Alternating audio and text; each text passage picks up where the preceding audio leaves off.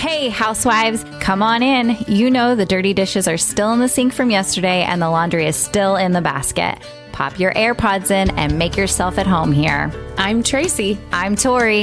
And we are your Unlikely Housewives. Stepping out in faith and believing that God calls the unlikely, we are here to show you the appreciation and validation you deserve, lead you to authentic relationships, and release you of believing the cultural lies to restore your faith and wellness. Pull up those high-waisted yoga pants, tighten your top knot, and reheat your coffee for the third time. Turn up the volume, and let's go.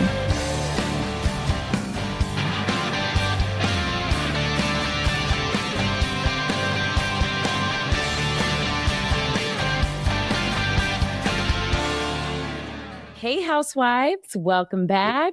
Hey, housewives. We are so excited for today's episode. At least I am.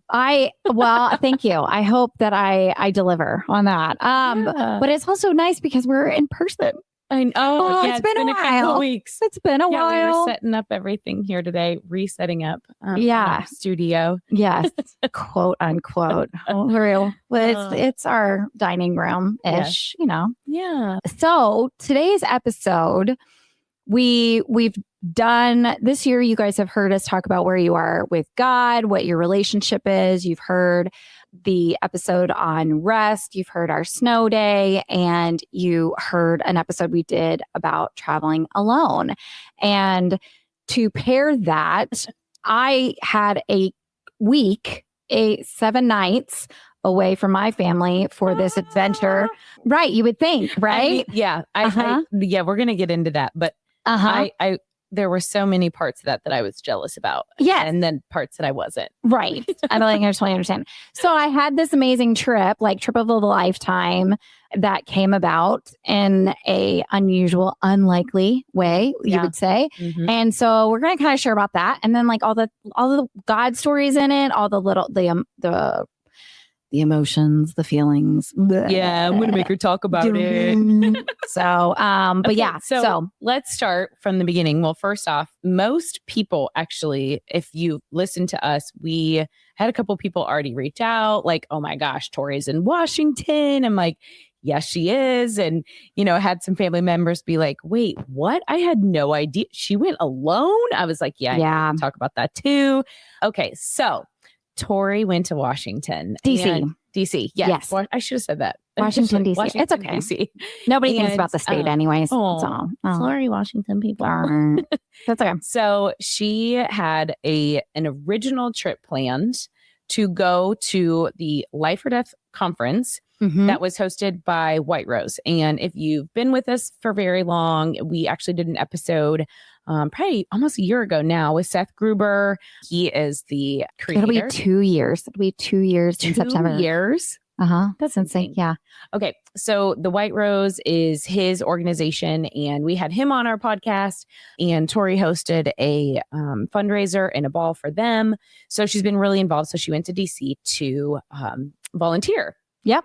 And it just happened to be the week of the inauguration. Yes. So what did Tori do to get a ticket to the inauguration? So for the record, Trump had to win first. Like I wasn't going to go if somebody else won. And so after the election in November, I knew that Trump he had won, and I had seen the information on the Life or Death Con like October-ish. And I had thrown it out there to Andrew about it because it is a cause and an organization that is near and dear to my heart. And so I threw it out there and I said, hey, could I go to this? It's also the March for Life. And there's some other background pieces on that of why I could go or should go. And he's like, yeah, sure.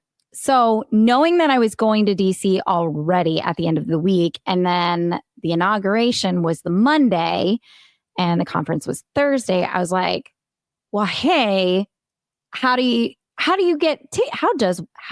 one get tickets to an inauguration?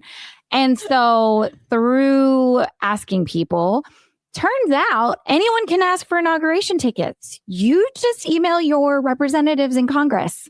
So I emailed Senator Jerry Moran, and I emailed Representative Sharice Davids, and I said I would like a ticket to the inauguration if possible. And then I also requested while I was there, because you can request tours too. That is how you get a tour of the Capitol. That's how a tour of the FBI, tour of the White House, printing and engraving. You can get a tour through them. And there's a couple of other things, but you request it through your representative. And so I was like, well, sure, I'll do that. So I did that in November and hadn't heard anything. And I was like, okay. And everybody's talking about the inauguration at this point. And in December, New Year's Eve, I got the icing on the cake to way to end 2024 with an email saying, you've got one ticket to the inauguration from Senator Moran's office. And I was like, so did you ask for only one ticket? So that's what I asked. So because I did tell Andrew that I was going to ask for tickets. And so I asked him, I said, I don't want to take away tickets from somebody else. Is this something that you would go with me to? And Andrew was like, it's not my cup of tea. He's like, going to large crowds, going and standing in line, waiting. What about the girls this way? He's like, if you're good to go by yourself, like, I don't want to go. And I was like, okay. And at the time I was like, I've traveled by myself. Like, sure, fine, I'll go. And since I requested tickets from Moran's office and Sharice Davids, there was a possibility that I'd get Sharice Davids tickets from her too. So that was the plan. So I ended New Year's Eve and I was looking at flights and a hotel room, because I only had a hotel booked for the rest of the week and not the beginning of the week. So within 24 hours, I booked my hotel or another hotel, and I changed my flight and was flying out on Saturday the 18th instead of the 22nd or something. So instead of that Wednesday. So it just added 4 more days. So you get your ticket, and I don't even want to ask or make you admit how much that hotel room cost you. So it was, first, I used points for my flight. Okay. That didn't cost me anything, the flight. The hotel was more reasonable than you think.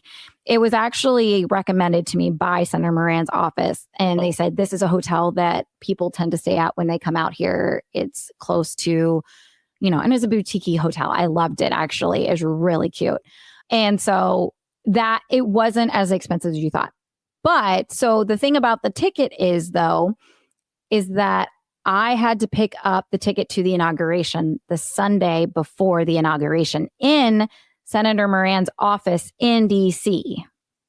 So I knew that I had to get there, be available on Sunday for whatever his window was open to get there, get the ticket and pick it up in person and then go.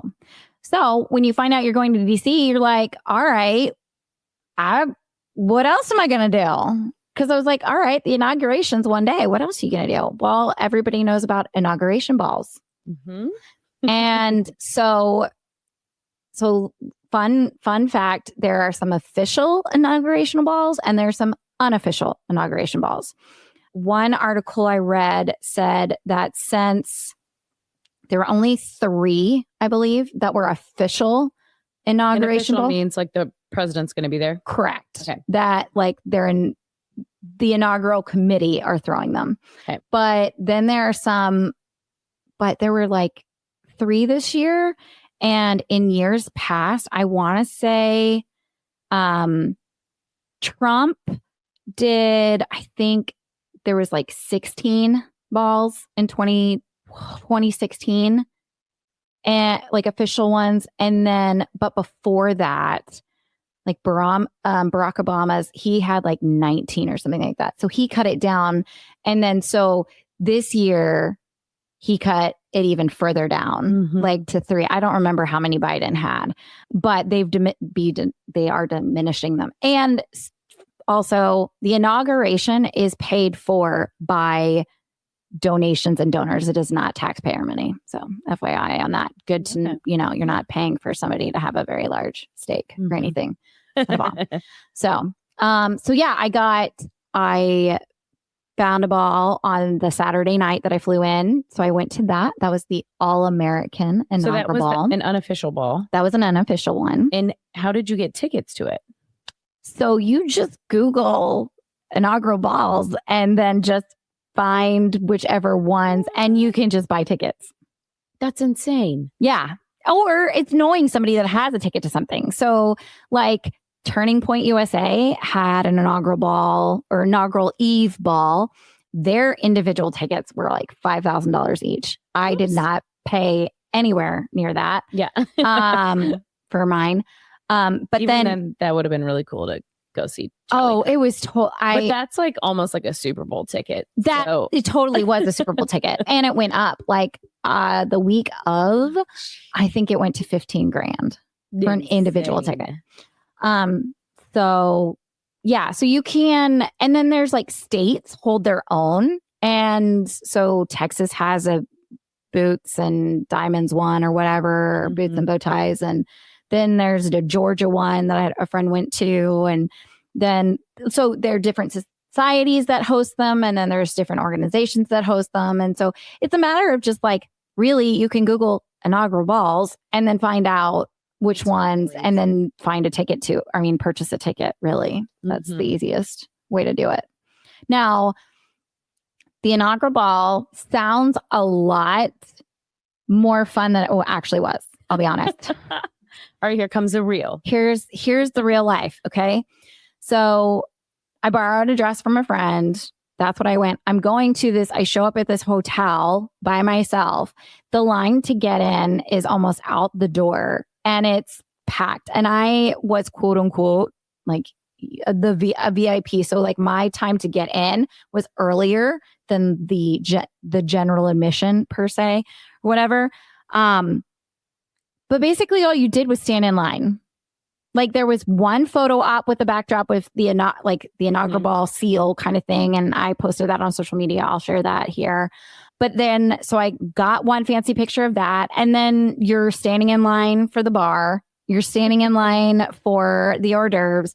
Then because you have this level ticket, but you don't have a table level ticket, there's nowhere to sit. So you don't have a table to sit at. You're just mingling with lots of people. So this was just like a networking event. I mean, pretty much. And then there's music playing. They have a band. They have like entertainment. It was kind of cool, the one entertainment, because the only speaker or a special attendee that I knew was Lee Greenwood. Oh, so like that was awesome to hear him sing live. Yeah. But little did I know that he was going to sing at the Trump rally the next day, which I also heard. So I was like, oh, 2 for 1. That's great.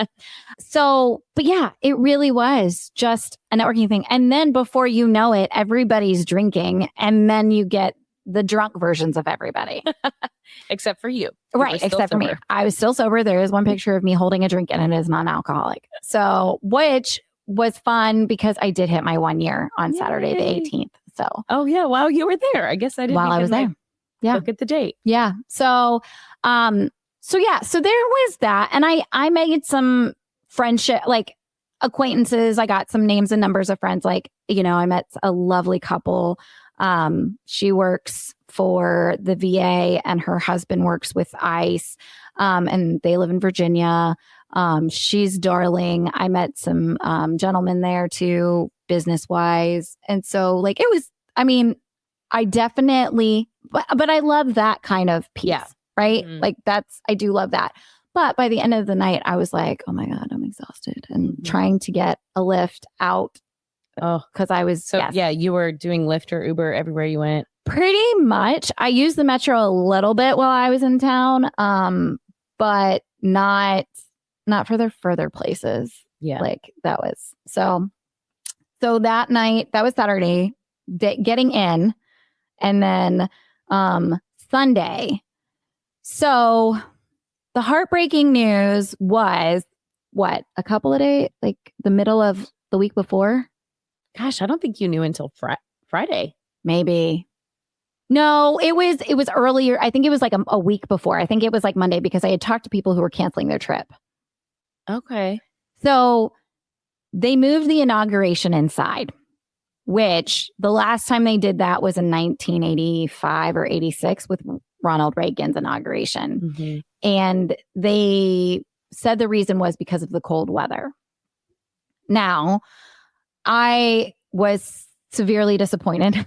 I can only imagine. Yeah. That's what you're headed for. Exactly. And I was like, are you kidding me? Mm-hmm. I blame my mother and her prayer warrior friends because they were praying too hard for my safety. And so they didn't. God said, nope, Tori doesn't get to go. Or Trump's safety. I don't know. One of the things, but whoever was praying for all my safety, I blame you. I say that in jest, obviously. Thank you for all the prayers. I definitely needed them that week. So anyways, so the inauguration was going to be inside. Well, basically we got notification that our inauguration tickets were basically great. Come take these inauguration tickets because they're going to be really nice souvenirs. And that's it. Mm-hmm. And I was like, are you kidding me? Like, I was going to be sitting on the Capitol lawn, like the mall, watching this historic 60th presidential inauguration. And now I don't get to watch it at all. Yeah. And that was, I think I heard the numbers were, it went from 300,000 attendees down to 500. Yes. Yeah. Mm-hmm. Just crazy. Crazy. So what did they do with all those people?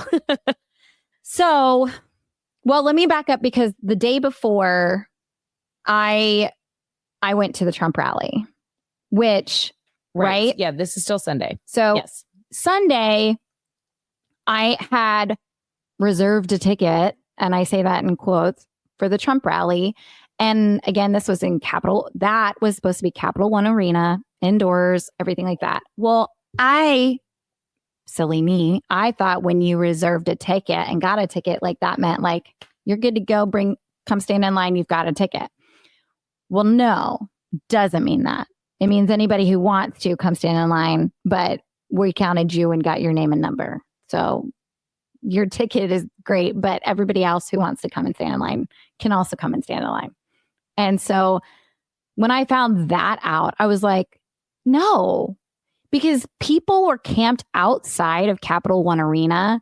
The rally didn't start until like 3, something like that. Yeah. And people were camped out at 6 a.m. And I was like, no, I'm not doing that. I'm not spending an entire day standing outside in the cold, because at this point it was sleet. It was raining. We did have like little chunks of hail. And so I was like, no, I'm going to go I'm going to go do some sightseeing. The museums were still open. And so I was like, I'm going to go do that. Make sure I check things off my list. And then, but I'm not going to waste an entire day standing in line with thousands of people. And so I went to the National Post Office Museum, which was fun and different. And then I had met a gentleman the night before at the ball, and he had messaged me that afternoon on Sunday and said, hey, are you going to the Trump rally? And I said, no, I'm not going to stand in line that. And he goes, well, I'm in line. Do you want to come join me? And I was like, sure. Where are you at? And he was pretty close to Capital One. So I was like, okay. And at this point, it's like 1:00 in the afternoon. So all of these people have been standing in line. Now, the other thing too, is it's not just your normal line of hey, it goes down the block. No, because that would make it easy. They have all the streets shut off and closed. And then they have it zigzagging through the blocks. So you're doubling back. So when you think that you're like, okay, well, Capital One's right across the street. No, you still have 4 more blocks. And it's insane. And so I took off my Trump hat. That's all. And then everything else on me was descript. And basically I weaved my way through the mobs of people to essentially try to get to that guy who's the guy that I met the night before. That sounds awful. My friend that you networked. Yes, I networked with. He's actually from Chicago. And so anyway, so I was trying to get to him because he kept sending me location updates. And so now imagine trying to go through, it's a tunnel because the entire sidewalk, you've got buildings on one side of you, and then you have barricades on the other side of you because they don't want people to be able to go in and out, right? So it is, once you're in the line, like you're not getting out of the line really. So there are literally cement barricades and fence on the street side, and the street is just empty, or there's some people, random people walking that way. People were hustling. I mean, there were people selling loaves of bread for like $20 because people were hungry and they had food. Oh my God. There was a guy walking down the street with things of coffee, and a small thing of coffee for. Except for I wouldn't know which was in that, but okay. Yeah. But I mean, he just bought one of the big catering canteen things from whatever coffee shop and was selling that. And then, I mean, and then obviously all the Trump merchandise. I'd never be able to do that because I would have to pee. Oh yeah. No, there was no restrooms there. So anyway, so I'm trying to zigzag, and then finally, and since it's just me, there's a little bit more freedom in that, and I don't mind. What's the word? Being breaking the rules. Okay, I wouldn't say breaking. I would say being flexible. Yeah. I don't mind being flexible. Does that make me friends? Not all the time. And so I got up on the cement blocks and started walking on those. And I may have, I just ignored when people yelled at me.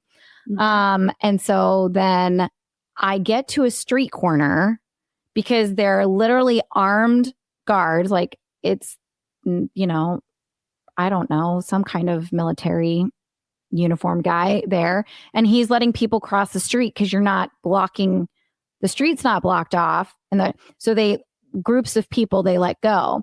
Well, then I just kind of corner around or whatever, and at one point I'm trying to skip ahead and I I get out of line, I bump into somebody behind me, and it turns out it's a mutual friend of ours who literally his house lives less than a mile from mine.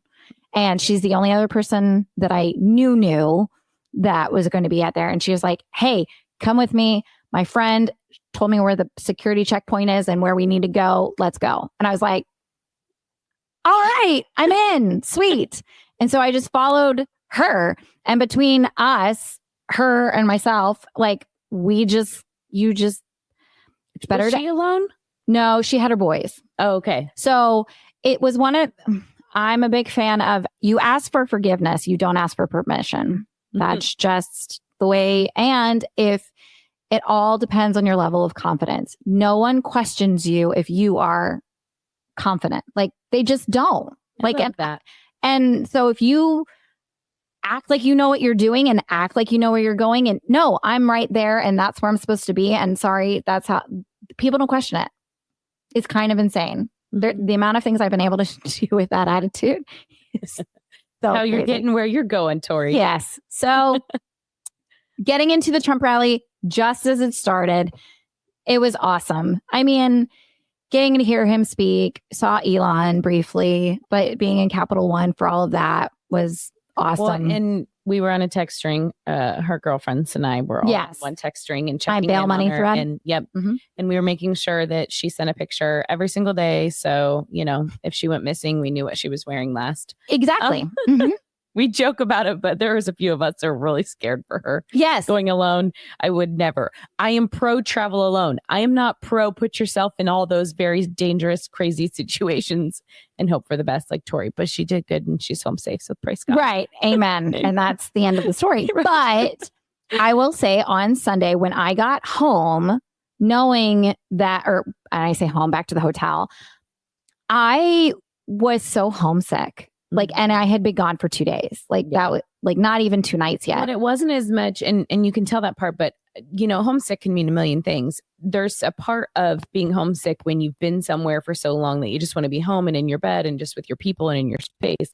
It was homesick different for you because it was that you were doing it alone without the people that you love. Yes. And that makes a big difference. It does. And Andrew is so my best friend, and nobody shared this episode with him or he'll get a big hug. But he makes me laugh. We make each other laugh. And so there's those inside joke moments or whatever, or, you know, like I'm chuckling to myself thinking like, oh, that's something I would say to, you know, like I wanted that, or I wanted like stuff that I'm like, oh, I wish the girls could say that they've seen Trump. You know what I mean? Like those are the moments that I was so sad about. But there was physically no way that I would have been able to get into the rally had it been the four of us, or even Andrew would not have walked the cement. No, he wouldn't have. He wouldn't have. Nor would have anyone have let them. Like a 5'2" girl, you know, I can get away with it a little bit. Colored hair and sparkles. Something. Yes, but I took that off. I actually looked very homeless, my jacket and everything. I made myself I just looked like I blend in. Like it was very nondescript, kind of like there's that. So that's good. Which was the smart way to do it. But so yeah, I was really sad. So when I called them on Sunday night, I was crying. I was upset because I missed sharing those moments. It's something so exciting for me, and not having somebody else to share them with. And in that moment, and of course I love my friend that was there. But I mean, when we got inside, there was 3 seats, and then I needed to go find one other seat. Like, so I couldn't even, but I mean, again, it was totally a God thing getting in. And then it made it that much easier to go to a watch party for the inauguration instead of going to stand in line at Capital One for the next day. For the next day. For the inauguration. Because you weren't going to do that again. Right. I wasn't going to do that again. The weather was not as crappy as it was on Sunday. But again, people slept overnight outside of Capital One for that. Yeah. Not to mention what they were going to do was they were going to stream the inauguration on the Jumbotron, okay, that started at 11. And then all those people in there were waiting until like 3:30 for Trump to come in for the parade aspect. And then they did have space where some people that were in the parade, they got to do their little, you know, marching band or whatever. And so people watched that and they had some entertainment. But I'm like, no, like, can you imagine being in an arena all day and then just sitting in your seat waiting for Trump to show up on like 3? I was like, no, I'm not doing that. So instead I went to a Kansas watch party for the GOP, and that was great. I met some gentlemen there and made some business connections, and that was fantastic. And that was Wednesday. That was Tuesday. Good Lord. No, that was Monday. Holy crap. Yeah. You haven't even been on your tours yet. Dude. Okay. So then that was Monday. Okay. Great. Hold on. The inauguration was amazing. It was amazing. Carrie Underwood was the bomb. Yes, she was. She killed it. She killed it. Like, way to just talk about being confident and just doing whatever. Yeah. Like, just act like you know what you're doing. And she did. And she did. And she was like, if you know the words, sing along with me, which I loved. I mean, it wasn't about her. It was like, hey, this is the song. We're supposed to sing it. The music isn't working. Let's just make this happen. Yeah. It was beautiful. Absolutely loved it. Yes. And and his speech, I know that there's, you know, if you didn't vote this way, I understand. But like, I pulled out certain parts of his speech. Like, I reread the transcript of his speech, and there were certain things that I just was like, I pulled out and I was like, wow, like a man saying this in front of entire United States, like in front of the entire world. Like, there are only 2 genders. Yep. Like, oh my gosh, that is so good. Like, I believe so my life, but like, so crazy that it ever had to be in a presidential inauguration. Right. Right. Like, that's controversial, whatever. But the fact, like, too, like, I believe I was saved by God to help save America. Like, whether you believe in God or not, that was divine. I mean, Milla and the black pastor at the end. Yeah. Oh my gosh, he was so good. Yep. So good. Passion. Yes. And I got to see him again, actually, later in the week, because he came to the Life or Death Con, which was cool. So, all right. So you had an itinerary full of stuff that you did before you even got to the conference. So yes, you visited the printing. Yes. The Bureau of Printing and Engraving, which, as a printer's daughter, it was awesome. You can't do any pictures in there. I mean, they're making currency. So, Yeah. But it was really cool just to see it. There's only 2 places in the United States that they make money, DC and Fort Worth, Texas. And just to see the process and all of that. And so I loved that. I thought that was really fun. And then I just walked around. Like I took pictures in front of, the buildings and stuff like that and Supreme Court. And so I have a lot of pictures like that. But then I also went to like the National Museum of American History. I did the National Archives where you can actually see the Declaration of Independence, the Constitution, and the Bill of Rights. And people had told me, like, don't bother with that one. Like, it's just pieces of paper behind glass. But like when you see them, like that was cool. The National Museum of American History, a lot of the First Lady's gowns were in there. Yes. That was kind of cool. I also saw American History, Dorothy's ruby red slippers. Oh. So I got a picture with Dorothy's as being from Chris Kansas. And I went 10 years ago. Yeah. Did all the tours and not all of them, but obviously visited a lot of the places. And I can't even remember where we went or what we saw. No, because it's just all of these. Much. Yes, because it is. It's all of these buildings and it is so much. And fun fact, I don't know if you know this or not, but in the original was the book of Wizard of Oz. The shoes weren't red. Do you know why they were red for the movie? No. Because it was the first movie in Technicolor. In the book, the slippers are actually silver. Huh. And so they made them red so they stood out better in the movie. Interesting. Fun fact. Then, so we did that. And then Wednesday, I had to switch hotels because, again, this was not the original reason I came. I came for the White Rose Life or Death Con. And so I switched hotels and then they were all downstairs sitting up. And so I just went over and saw my contacts there and Bryce and Seth and everybody was like, hey, don't have anything going on. If you need help, happy to help. And they were like, yeah, that'd be great.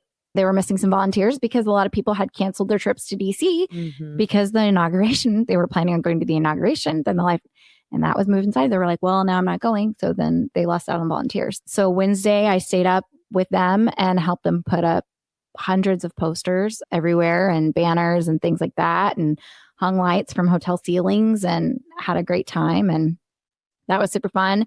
Then the day of the conference, Life or Death Con, definitely check it out because I know they're going to do something similar next year. If you're looking forward to, if you're an event, check out The Last Stand, which is going to be this summer that they're going to do, I believe, in California. But it was fantastic. They had a lineup of like 12 speakers. I had my fangirl moment of meeting Eric Metaxas. Y'all. Yes. I met Eric Metaxas. It was so cool. So cool. And he is so nice and he's so chill. Like he's like, he doesn't come with a big group of people or whatever. I also met Isabel Brown, who is with Turning Point. She does some things for them and an influence there. I, from afar, saw Allie Beth Stuckey. I know you're fangirled over her. Yes. I love her. Yeah. And then they all speak at the conference or they all spoke. Oh, cool. Yeah. And then like some pastors, Andra, he's from Australia. I can't remember his last name at the top of my head.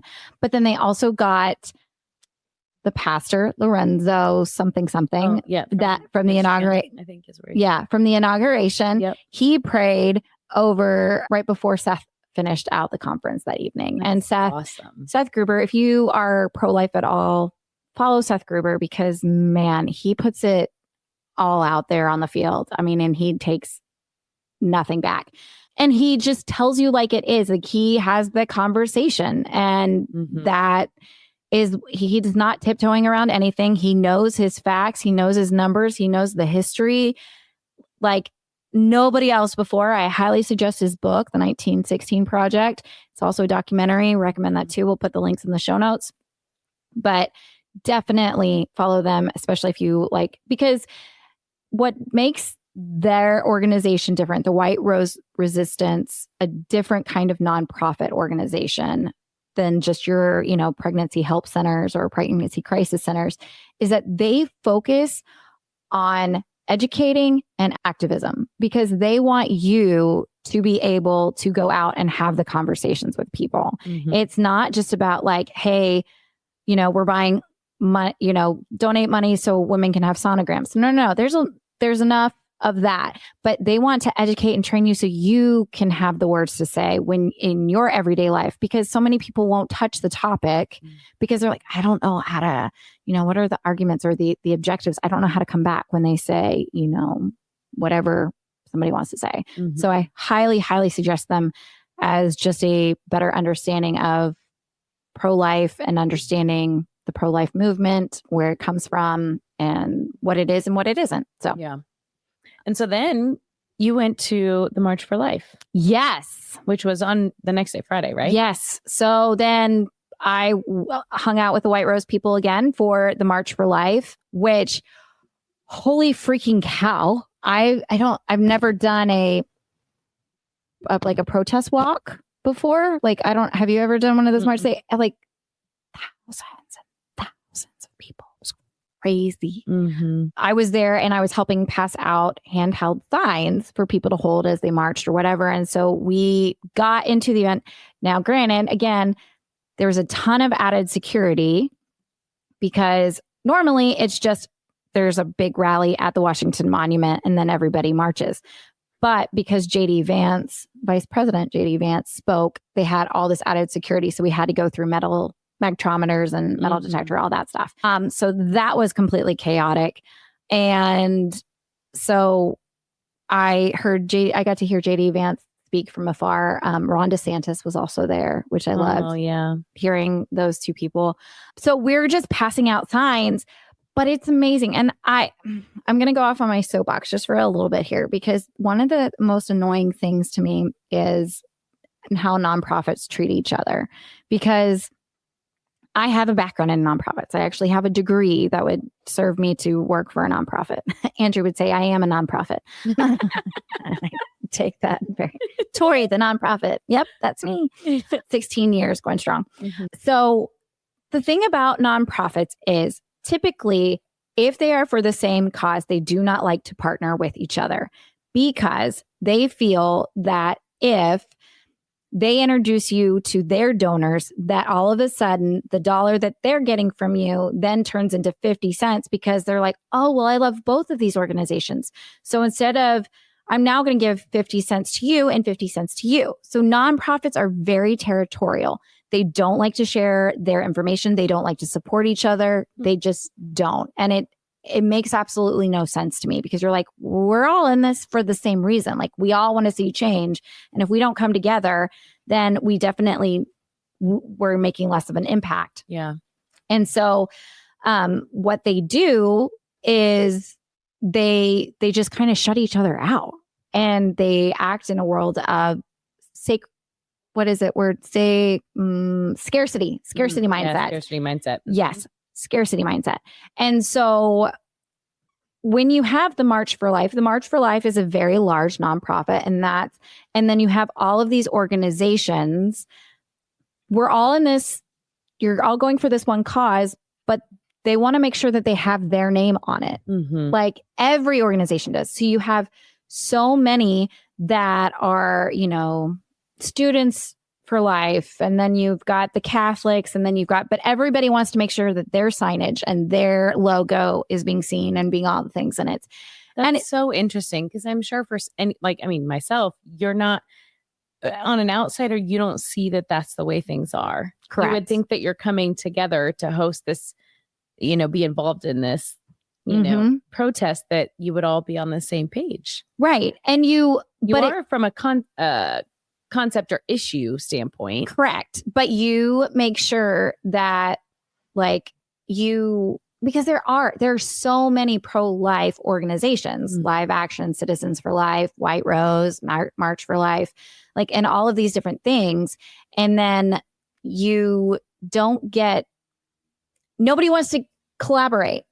Because again, they think that if they get too close to another organization, that organization is going to do things so abundantly well that people are going to leave their organization, versus hey, if we're teaming up together and doing this together, then we have more power and more representatives. So it's one of the most annoying things because I do see it so often. And you, like you said, the typical person does not realize that when they're giving to an organization, that other organizations are fearful of losing their dollar. And which, I mean, I understand. I think I've seen that a little bit with the church sometimes too. Yes. You know, the churches don't necessarily want to be like, hey, we're sponsoring this family or doing this or whatever, because if you can only tithe so much, it's going there versus towards the church. You know, I think I've seen and felt that in certain scenarios. Right. Or the church doesn't want to bring in, they don't want you to host another pro-life organization because they have special ties with another one. And so they're like, well, that's competing. And you're like, is it though? Right. Is it really competing, or are we just on the same page? Yeah. So, but then I've changed my flight. I was going to get home on Saturday afternoon, but I changed my flight. So I left at the crack of dawn on Saturday and got home by 9 a.m. And then Andrew and my youngest picked me up. And then it was like, from there on, mom mode, like, all right, the basketball game, and then kid to volleyball. And just like, okay, you know, and those transitions are good, but hard too. Yes. Because you're exhausted. Right. Like whenever you come home from a trip, when you like get that time away with your spouse, then you come home and it's like the meltdowns and just the clingy and all the things that you want and love. But it's so hard to transition into that mode. Right. And you wanted, like, if I had been allowed, I would have slept for 3 days because I mean, my watch basically exploded because of how many steps I had for each of the days, which was crazy. I mean, God used it all, which is incredible. What word would you describe? I mean, the week, I guess. I feel like there was a word you said to us when we asked what it was like to be at the rally and just being around. I feel like you said electric. I don't know. I don't remember the word. Remember the word, but I feel like that's what you said. I remember you saying you felt like the security wasn't what you would have expected as far as like getting in. Yes. Things.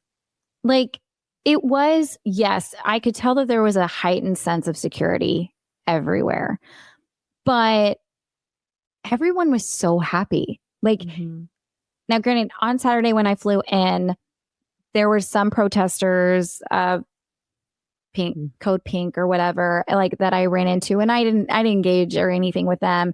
But like those are the only people that were visibly like protesting that I saw in the city.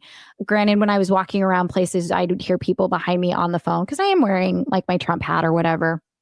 And I would hear people be like, oh, these fascists, these told, you know, and I can't believe he's getting into office, blah, blah, blah. But they're grumbling to themselves on the phone to someone else. Like they're not confronting you and saying anything. Like they shouldn't. Right. But it's like nobody's visibly being mean. You know, like I didn't see any of that. And something that I was listening to a podcast today, and it struck me like, oh my gosh, like that's what life is. And it was in a different context, but I was like, but that's it. So the way I view my life and when I look at things, I'm not judged by God for my ability to achieve worldly success or whatever the world sees as success. But God judges me by my willingness and my ability to obey and at least try for his will. So like whether my obedience is not outcome. And that's something that I've learned the last couple of years is sometimes we do something out of obedience and it fails miserably, but that's exactly what God had planned. Yeah. And we don't want to think that. We want to think that everything's going to be blessed and God, but you put me in this situation and it failed, or I didn't win, or why did this happen? He uses it. Like the obeying is in the obedience. It's not in the outcome. And so to know that all I'm asked to do is try. Like there's such comfort in that. Like I don't have to, and it's people like Eric Metaxas and Jack Hibbs and Seth, where it's like those are the people that I hear over and over again in my head saying stuff as like, what is there to be fearful of? When you talked about like, I had so many people tell me how much they're like, oh, I can never do that. Mm-hmm. And how much like, oh, I'm so scared, like I'm scared for you. Like I'm almost 40 and my mom was, she did not like it. That's the first time I've ever heard you admit that you're almost 40. I know. It's fun to say, especially around Andrew, because then that means he's almost 50. And so he tells me, stop it. So yeah, so it's fun to say I'm almost 40. And that was the thing for me. Like I always had a sense of peace. Like I was never fearful that anything would happen security wise, or if there was going to be like some big, huge crisis there. I wasn't scared because I was like, God wants me there. Like I'm just going to be there. I mean, I wasn't dumb. I mean, I took out more life insurance in case for like, there's already a policy for me, but I took out extra and I didn't tell Andrew until afterwards, but I was like, just in case, like, I'm not being dumb. Like there's a thin line between foolish and brave, right? Mm-hmm. But I don't think that line exists in God's kingdom, because I think that the entire world looks at us and goes, oh my gosh, look how foolish they are. Yeah. And then like, look how foolish Noah looked. Look how foolish David looked. Look how or look how foolish Esther looked going to the king. Like you could label every single Bible figure, person in there, biblical person, and they all look foolish. Yeah. And so I think that that's something that I just took away of like, it doesn't matter what it looks like to anybody else. Success is not my job. My job is to being willing to obey and just willingness to try. Mm-hmm. And that's all I can handle. Yep. So there is great comfort in that. And I think that do I know why, will I ever know why God put certain people in my path and why I went and experienced this all on my own, or what God's got for me? I have no idea. I may never know on this side of heaven, but I had some amazing conversations with people and in Ubers and bartenders and all sorts, and all those conversations, like somehow, like you said, maybe you won't know until you're in heaven. However, they weave in and out, and you look back and you're like, that's why that was there. That's why this happened. I mean, the way you met our mutual friend and the connections you have, and then she was the person that you saw and like bumped into in the hundreds of thousands of people. Yes. Like everything is orchestrated by God in such a unique and crazy, amazing way. It is. And you can't thwart God's plan. Yeah. Like there's nothing that you can do to thwart God's plan. You could try. You could try. You could try, but because he already knows. Mm-hmm. He's the beginning and the end. And so to know that, like, God forbid something had happened to me, that like, it's okay. Mm-hmm. It's okay. Yeah. Because I know who holds my future, and I know who holds my family's future. And again, like, I think that line of like, it's either foolish or brave, but I think that now resonates more with me. Like there's no line between foolish and brave in God's kingdom. There shouldn't be one. Yeah. Yep. So, and you were very brave and won an adventure you had. I did. And now I want to stay home for a while. And you got your fix for a bit. I got my fix for a little bit. And granted, sleeping in a hotel bedroom is a wonderful experience. Mm-hmm. And, but it's nice to be home, and I'm excited to see what God has and what will blossom because of all of this. Yes. And we will keep you posted. We will stay tuned for Tori's next adventure. Yeah, exactly. We're going to do it with the adventure by number, like the books where you could just turn to the certain pages. You remember those? Yeah. Those are crazy. Like we could, okay, now make Tori do this. No, instead Tori does this. So, but go check out Instagram, Tori Goes to Washington.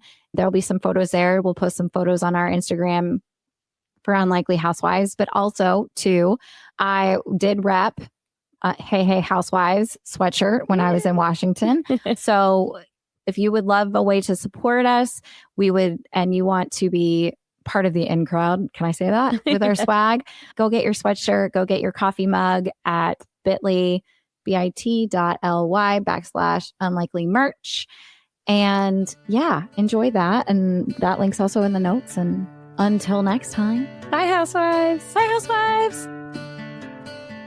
Whether we made you laugh or cry today, we pray you feel appreciated, bolder and braver than yesterday, stronger and more faithful for tomorrow, and living in who you were made to be today. Join our online community on Facebook, link in the show notes, and be sure to review and subscribe on Apple Podcasts or wherever you enjoy listening. Until next time, housewives, we give you permission to walk confidently, free, and to be intentional in your slippers or stilettos.